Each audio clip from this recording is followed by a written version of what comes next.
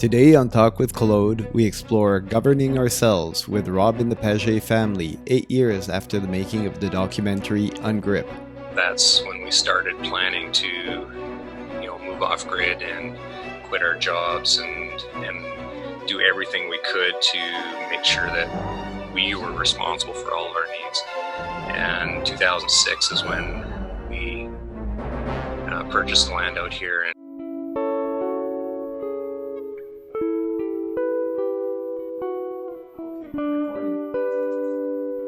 So it's a pleasure for me to present Rob and the Pagé family today.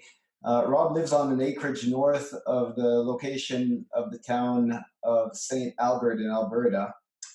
He grows his own food. He's built a house out of recycled tires packed with earth, a construction known as an Earthship, and we'll be talking somewhat about that a little later on. He's rid himself of his government-issued papers.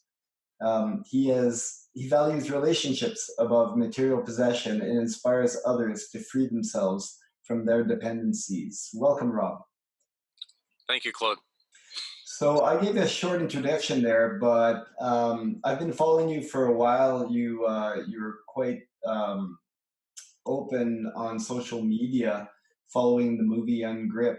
So what I described there, things weren't always that way. Can you tell us a little bit about the time before?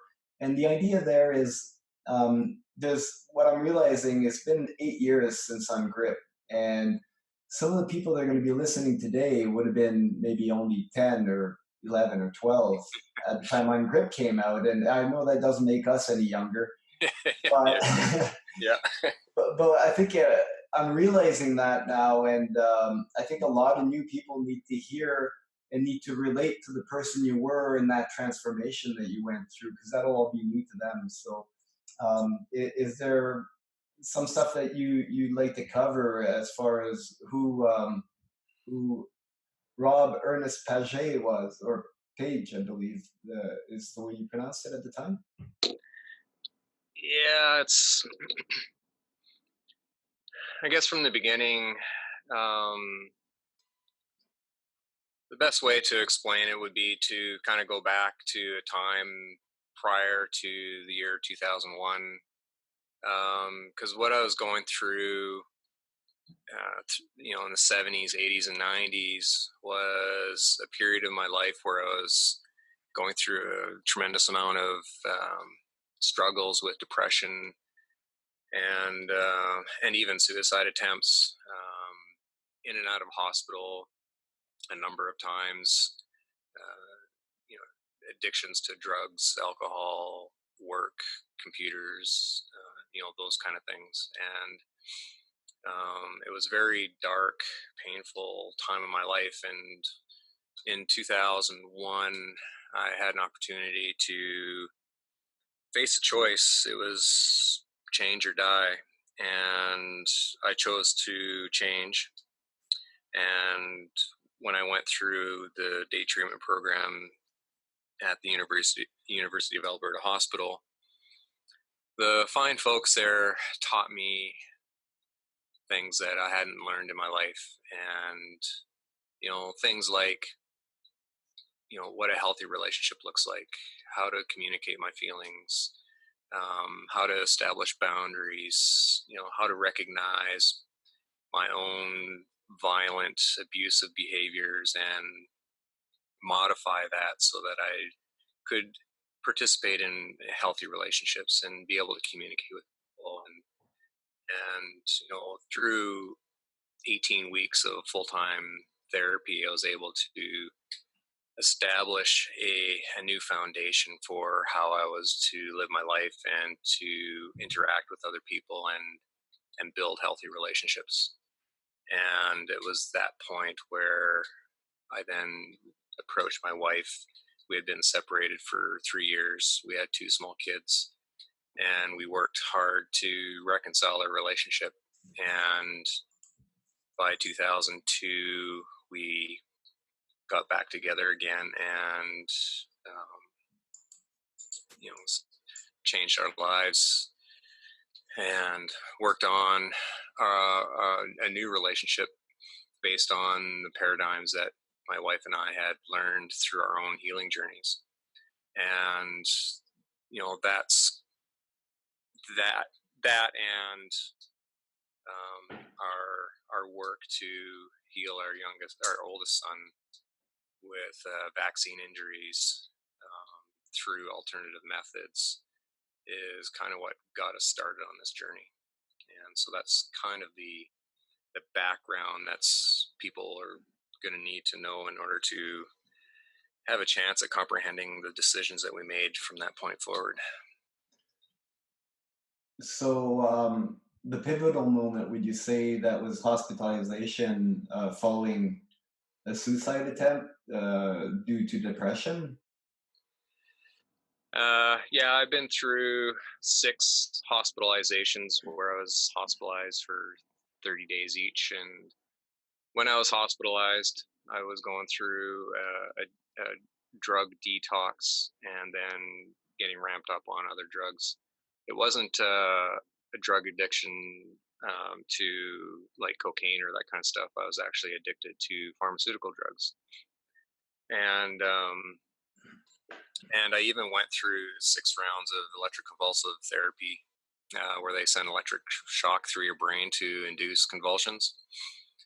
And these are extreme measures to try to heal myself. And through that journey, I realized that my depression wasn't a clinical imbalance in my brain, but rather profound cognitive behavioral type issues that I refuse to acknowledge and confront. So part of my journey was to recognize that, my problems are not to be blamed on other people. I used to blame my family and friends and coworkers and, the government and whoever I could blame to not take responsibility for myself.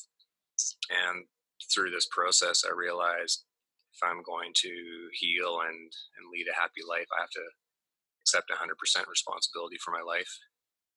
And the journey through that healing was to accept that responsibility and do the work to then heal myself and change the way I think and behave, so that I could then function and start having healthy relationships. Thanks for sharing that. I know that when my wife is going to listen to this, she'll be very emotional about it because in some ways that I've seen following your work through the years, I know that we've lived somewhat parallel lives. She was the one going through depression and a suicide attempt back when we had our second child, and she was hospitalized, and I was there through that process and watched her transform. And part of that process included, weaning off the pharmaceutical drugs that she'd been given for supposed depression. So I'm sure we'd have a lot to talk about down that side. And as a matter of fact, I'm trying to reach a few people that have helped us wean off that through this podcast. So yeah, it's actually quite touching to hear that. That's actually much more a common thing than people might think. Yeah, I find it's very common, and a lot of people talk about the stigma of mental illness and that sort of thing. But I've found over the last almost 20 years of me sharing openly my journey through the challenges and the healing, that I've never been chastised or rebuked or diminished in any way in the sharing that I do. And in fact, I've always found companionship or support, or people expressing a Me Too type response to my sharing. And I've found that makes it a lot easier to talk about the issues, because I find that almost everybody can relate to it in some form or another. So Yeah, and with the work that you've done, it's very reassuring and inspiring to see that um, things aren't always down. And I think you've inspired a number of people. I'm hoping that through our talk today, I can share a few of the moments of my own, how I was inspired by your work, and also people around me, because we all share that Ungrip video and talked about it, and there's something in Ungrip at one point. He says, pay attention to the spiritual journey, not just the physical steps. And I think that's very true. I think we all paid attention to that spiritual journey, but for each one of us, it manifested differently depending what our situation was and what our God-given gifts were. So hopefully we can talk a little bit about that as we go on here. So you come out of the hospital with a renewed sense of, um, I'd say, responsibility for your own life, and not blaming others. And I think, correct me if I'm wrong, but a lot of that for me was about knowing what's mine and what belongs to other people, and definitely be able to sort that out, so that once I start respecting what's mine and have people respect that, I also start to respect what belongs to others, and I see it for what it is, instead of thinking that I can just take whatever I want from other people. And if I do that, that allows me to not defend what's mine, and then I kind of lose myself in that. I don't know if you can relate to that thought. Yeah, it's for me, the way I describe it is a profound vigilance and persistence when it comes to boundaries, and acknowledging what my boundaries are and what other people's boundaries are, and making sure that I'm going to stand up and peacefully confront others when they breach my boundaries, and be vigilant and persistent in ensuring that I'm communicating with other people to find out what their boundaries are, so that I don't violate those boundaries. And that process is, the foundation of my work for the last 20 years. And, if I was to, kind of lump it all up into, one core idea, it's, how do I interact with people while respecting my own boundaries and respecting theirs, and being able to communicate with people, to be able to express what those boundaries are, and sometimes even negotiate as we interact with one another, is part of that process, so that I'm not engaging in violence. I was a very violent individual before this healing journey. Not physically violent, but I did engage in a lot of passive aggressive behaviors, which I term covert violence, using guilt and shame and manipulations and that sort of thing to get my way and that sort of thing. But now, part of establishing my boundaries and acknowledging, recognizing others, is part of what I term self-governance. And just like a governor on an engine, the governor is there to make sure the engine doesn't rotate too fast and blow apart. And so the governor for me is to ensure that I don't allow my false ego to take over and just do whatever I want, and to hell with what other people are feeling or what their boundaries are. Instead, I use that principle to then self-restrict myself, so that I'm not expanding or being violent or engaging, violating other people's boundaries. And so that's been a core foundation of the work that I've been doing over the last 20 Okay. years. And so just to go back to somewhat of a timeline, you come back home after going through therapy, after weaning off these drugs, and you got to put your life back together again. At what point do you, I believe, listen to some of the videos that are out there. It was Carrie, your wife, that started coming up with these concepts that you hadn't heard about before, and found interesting, and then dug in deeper. Is that right?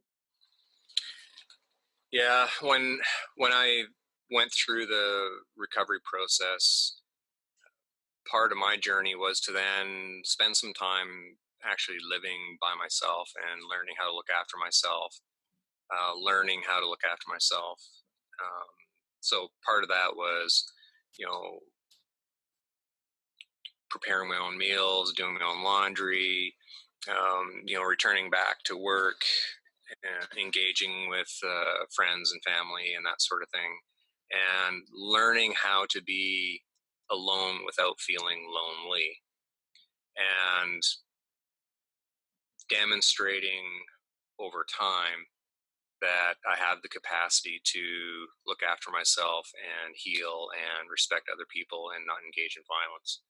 And that's what allowed us to then uh, reconnect with my, at that time, separated wife, and demonstrate to her through example that I had changed. And over the span of a year or two, it took a long time to rebuild the trust, because there's a lot of trust that was destroyed through my violent behavior. But when we did that, Carrie then started sharing some of her ideas that she was learning as she was going through school. She was studying to be a homeopath as a result of the astounding healing journey that our oldest son went through after he was damaged with vaccines. That prompted her to start learning these alternative healthcare protocols and modalities. And through that, she started learning about concepts like Earthships and the ideas and protocols that the state has been using to control and manipulate people. And that's what started me on the journey of learning that my relationship with the state and the medical cartels and that sort of thing was not as healthy or as balanced as what I originally thought it was. And when I started evaluating those relationships based on the protocols of boundaries and respect and honor and nonviolence that I had learned through my healing journey, I realized that these relationships that I have with the state and the corporations and that sort of thing was not even close to being healthy, balanced, and in honor. And so to me, that violated my boundaries and the spirit of the work that I've been doing. And so Carrie and I started to get to work to remedy that. And so, how long? Just to give us an idea, how long were you learning to live by yourself again, and then by the time you started seeing Kari again, and by the time that you renounced your documents, what kind of time frame is that? Took about 6 months of walking the path after my recovery before Carrie and I started really spending time and talking with one another. Our reconciliation process took several years, but we were, literally talking 3, 4, 5 hours a day for months and months and months, because we were not only building a new relationship, but we also had to bring up all the history and heal that and reconcile that. And a lot of people say, well, why didn't you just get a new relationship? It would have been way easier. And for me, it was a matter of principle, because of our two young sons at the time. but also I learned a tremendous amount about myself and her through that process. And so after a couple of years of that level of dedicated communication and reconciliation, we got to a point where we could say goodbye and um, finish the mourning process of what those old relationships were all about and start walking a new path and moving forward in our relationship. Well, I have to say good on you because obviously nowadays not a lot of people make that choice. And, you know, a thought comes to mind. I think if you've got something that's broken, sometimes it's so easy just to go to the store and replace it, right? But there's no learning process there. You haven't changed anything. You're just going to wear that one out as well. But if you take the time to fix things and fix relationships, you're not the same after fixing that because you've grown and that reflects in all your relationships and all your life after that. So certainly something that I value very much. I've been over 20 years now with my wife, so we've gone through a lot in 20 years, and actually going back, looking at through videos of Ungrip and some of the stuff that I've looked at since then, and some old pictures of our place, how things have evolved, and it's very incremental when you're doing it. But when you look back 10 years and you see how that place looked, I just about fell off my seat, you know, because it's it's how that spiritual journey and that growing spiritually also manifests in the physical. And so what year, around what time did you finally, because I mean that's a big step for you to, it's one thing to realize that your relationships with the state is unhealthy, but it's definitely, there's definitely a hurdle in going out and renouncing your papers and saying this isn't me, right? We see that a lot on the Ungrip video, where it's an important step for you to have people recognize who you really are and what you're not. So when does that take place? And maybe tell us about some of the initial confrontations that you might have gone through doing that. Yeah, before I answer that question, I just want to finish up an idea about the previous conversation, because a lot of people really get caught up in this reconciliation process. But it's important to acknowledge that both Carrie and I had to do the work. If just one partner is doing the work and the other one isn't, then reconciliation is almost impossible. Um, so, I've seen a lot of relationships break up because one partner is doing the work and the other one isn't. And so, what Carrie and I have done is really rare. But if you can find that both partners are willing to do the work and actually do the work, then reconciliation is possible, but it does take time. And so, from 2002, 2003, we went through that process. It was about 2005 when Carrie brought these ideas home from school about the Earthship. And when she brought the idea of the Earthship, it really resonated with me because, I'm all about being independent because of what I learned through that process. Um, very much codependent my previous life, so I'm very dedicated to taking the steps that I need in order to be completely independent on myself, so I'm not burdening other people in providing for my needs.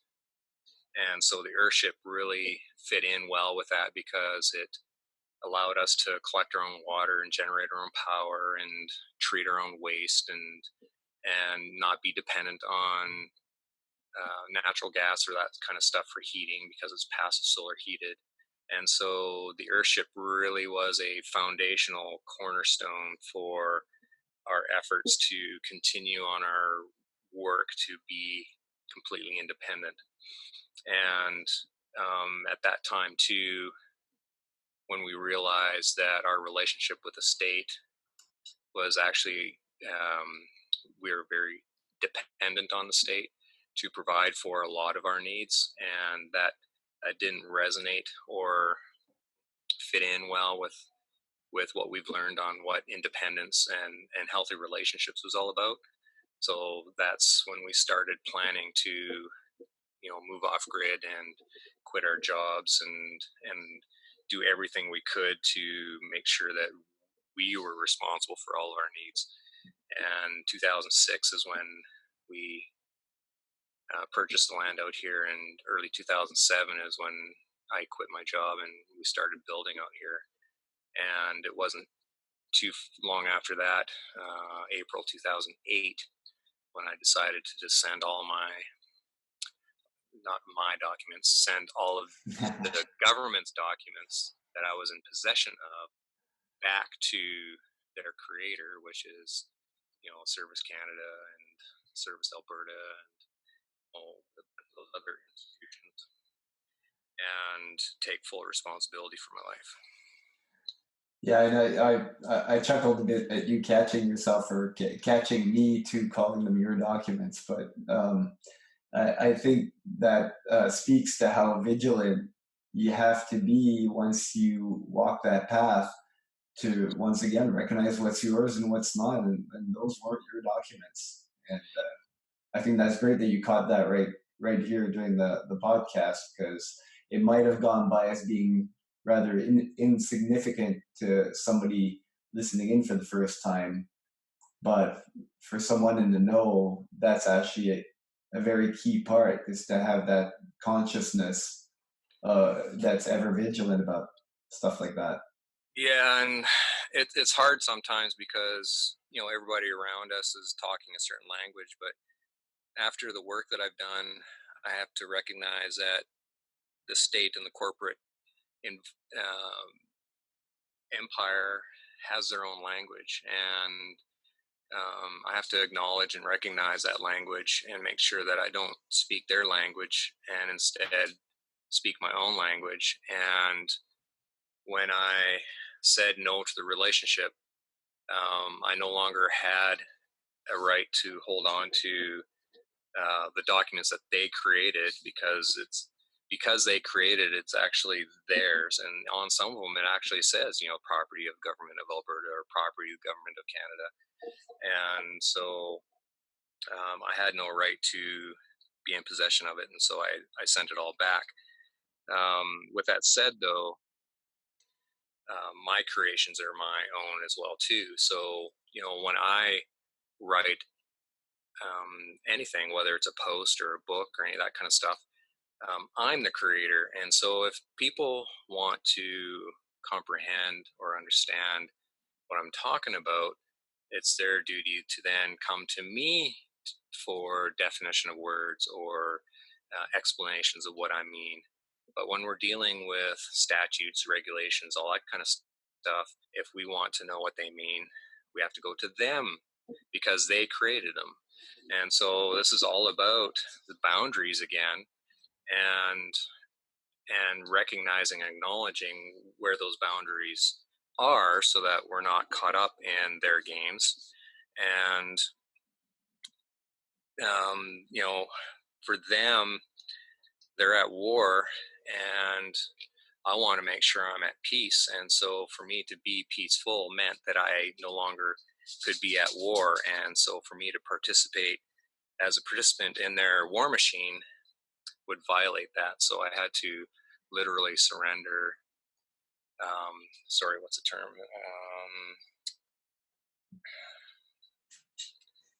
Sorry, my brain's missing the term right now, where you give up your military post. Are you thinking of citizenship? Well, the citizenship is part of that, but yeah, words are escaping me right now. But Okay. but Well, essentially, giving up your military post and citizenship is part of that. By declaring peace, so that you're no longer a citizen or a soldier or a private in their military army, and instead you're standing as a civilian at peace. And when we do that, then they no longer can attack us or anything like that, because we're protected by them signing on to international treaties like the Geneva Convention, for example. Right. Right. And what you just said makes me think, right around that same time that you were studying these interactions with the citizenship and government, there was a few other people doing it as well. And I like the wisdom that you just brought to the questions, that if you want to know what those words mean and how that language functions, you ask them, right? Because it's not your language. And there was I'd say like a title or a, a grouping, loosely group of people under the title free man or sovereign man, and it was a movement in the States as well as Canada and other places in the world. We're actually not hearing too much about that anymore, and I know that quite a few of the people doing that work, unfortunately, were put in jail at least for some time. And I'm glad to see that you stand here free. Is there something that you did differently or an attitude that you had differently? Because you had, I believe that in the early days, you had some confrontations, and I guess it's kind of a natural thing before you go and you build all the stuff that's yours. You want to, I kind of see it as you want to see if it's safe, right? So before you get too far into it, you're gonna put yourself in a situation where there'll be some interaction there, and you want to kind of test that. Yeah. Yeah, in 2005 when I started, I was learning from guys like Russ Prisky and Robert Menard and people like that. Um, what I found through the process is that there was still a lot of conflict and fighting, and a lot of people were angry with the government and wanted to file liens and engage in commercial remedies and all that kind of stuff to try to put it to the man and force their position and that kind of stuff. And for me, I learned a lot through the process, and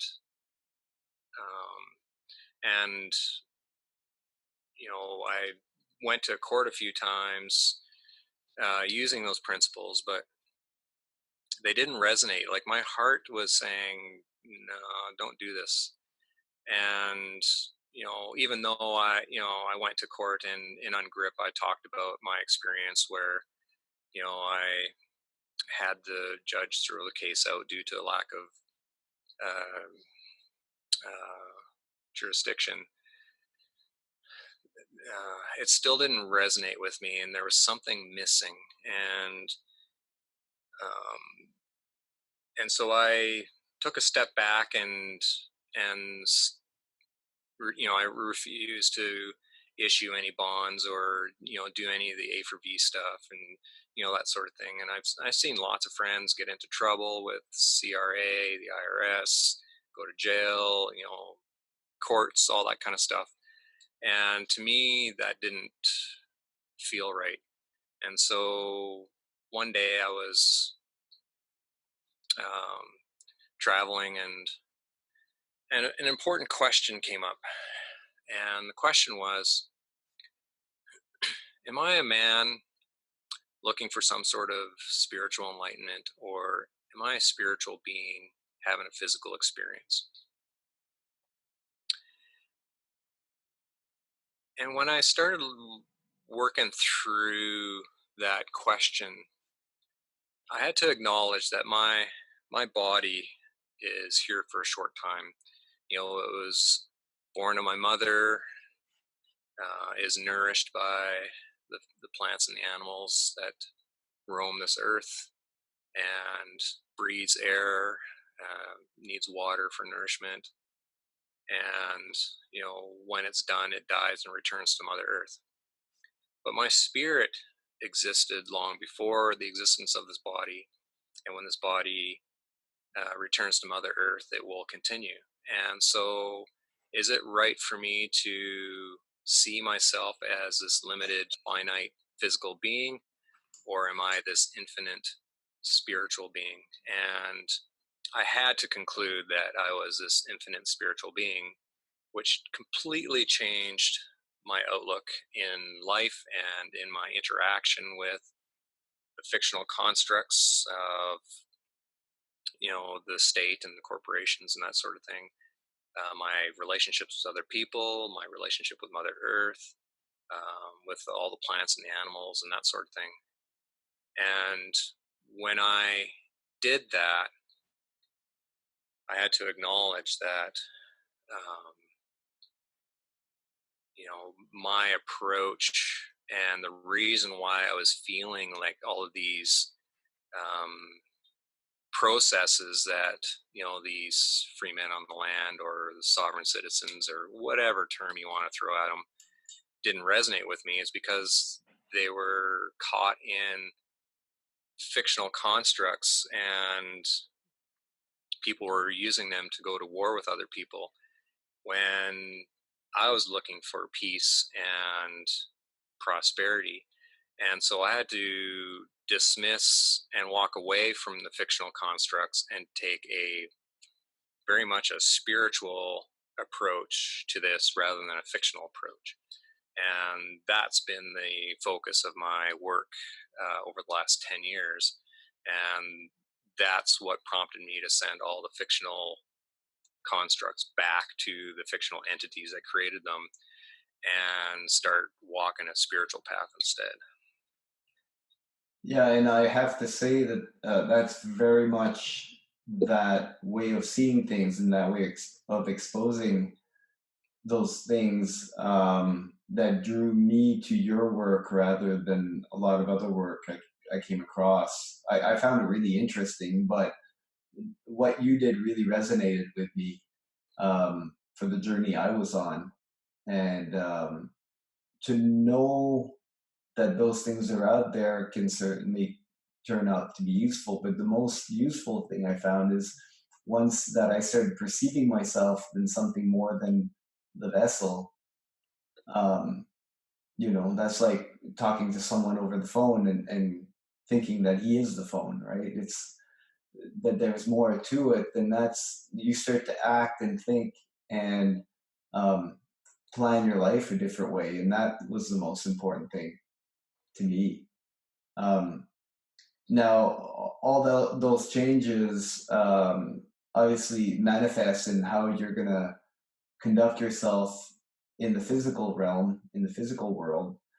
And one of the things that you do that drew a lot of people that might not have followed so much the spiritual journeys is that Earthship.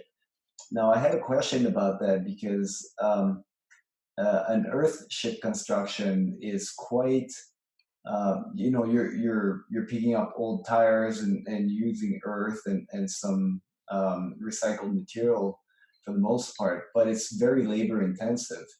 And previously to your healing, you would have had some fairly unhealthy relationship, probably not surrounded by the type of people who would have gone out and put hours into helping you put this together.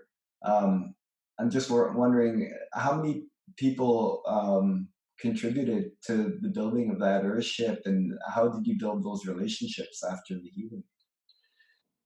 Well, actually, we built two of them out here. We had partnered with another family, and we started on their Earthship first, and we had a bunch of people come out to help with that one. Um, but the amount of time that people came out to help was limited, and even the participation by the other family was very limited too, as they were caught up in the romance of living off grid and didn't want to get left behind. But when they got out here, they quickly realized that the romance does not meet up with the actual the reality of what it means to be 100% responsible and accountable. But we also found that the physical work And this is something I learned through martial arts too. I'm, third degree black belt in Taekwondo. And I learned through that is that physical work of our vessels automatically releases the any emotions that we have stored in our vessel. And so when we're physically pounding tires with sledgehammers, that releases all that energy. And we did a lot of emotional processing in the building of these structures. And so when we say, there's blood, sweat, and tears, there literally was blood, sweat, and tears because, we did a lot of crying, we did a lot of laughing, healing, bonding. The vast majority of the work out here was done by my sons, my wife, and myself.